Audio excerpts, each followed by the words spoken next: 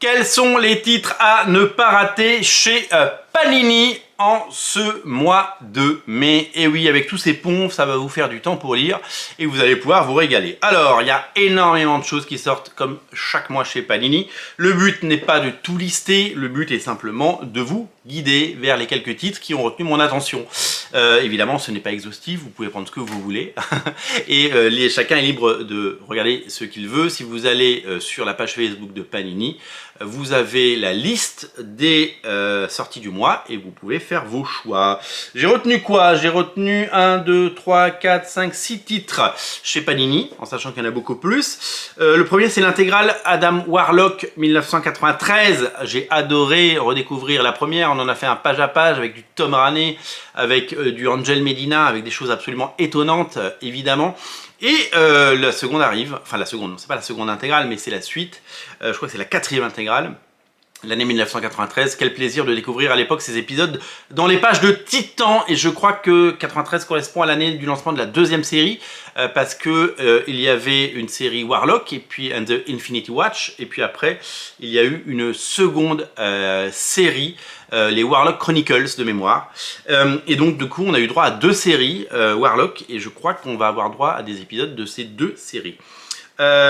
Si vous êtes fan de Wolverine, enfin un peu de Wolverine, c'est très curieux que Panini ne sorte pas plus de Wolverine, notamment pas plus d'intégrales. C'est un personnage connu, c'est un personnage qui cartonne. C'est très étonnant de voir que Wolverine est aussi peu exploité chez Panini, alors que ça pourrait se vendre très bien. C'est le tome 1 en deluxe de l'ère Hickman. Alors c'est pas Hickman qui scénarise, c'est Jonathan Percy, Benjamin Percy, pardon. Benjamin Percy qui scénarise, et c'est dessiné notamment par Adam Kubert. Je crois que je l'ai, mais oui je l'ai. Hop, regardez en VO. Je l'ai en VO, voilà, c'est ça. Donc c'est les épisodes, ce sont les épisodes de ce relaunch de Wolverine avec Adam Kubert et Victor Bogdanovich, un dessinateur que j'ai vraiment découvert sur cette série. Quel talent, vraiment, c'est super chouette, ça c'est vraiment très bon. Et puis il y a 4 omnibus quand même hein, qui sortent au mois de mai. Va falloir commencer à faire des petites éconocroques les gars. Alors, il y a l'omnibus Spider-Man par Roger Stern, des épisodes qui nous viennent des années 80, cultissimes. Il y a l'omnibus Silver Surfer par Dan Slott et Michael Red. Alors là, on est dans quelque chose que je n'ai jamais lu et que dont tout le monde dit le plus grand bien. Et j'ai très envie de le lire et de le découvrir. Nous avons également Spider-Man 2099. Spider-Man 2099. C'est un omnibus très attendu puisque celui-là c'est le recordman des ventes pour le moment et on espère que ça va continuer très haut.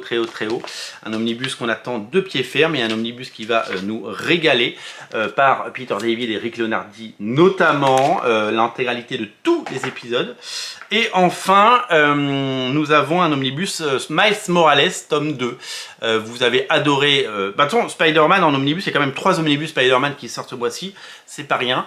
Spider-Man en omnibus, vous le savez, c'est un peu le grand gagnant à la loterie des omnibus. Voilà, pour ces 6 titres qui, selon moi, valent le coup avec des omnibus, mais aussi des deluxe et des intégrales, des choses qu'on aime, des rééditions de qualité et surtout des heures de lecture en perspective de plaisir et de bonheur. Le tout est à découvrir, bien entendu, sur originalcomics.fr. Le lien est dans le descriptif de la vidéo. Régalez-vous, les amis. On va se régaler en ce mois de mai chez Panini et on reparle de ces titres au moment où on les a dans les mains. Salut!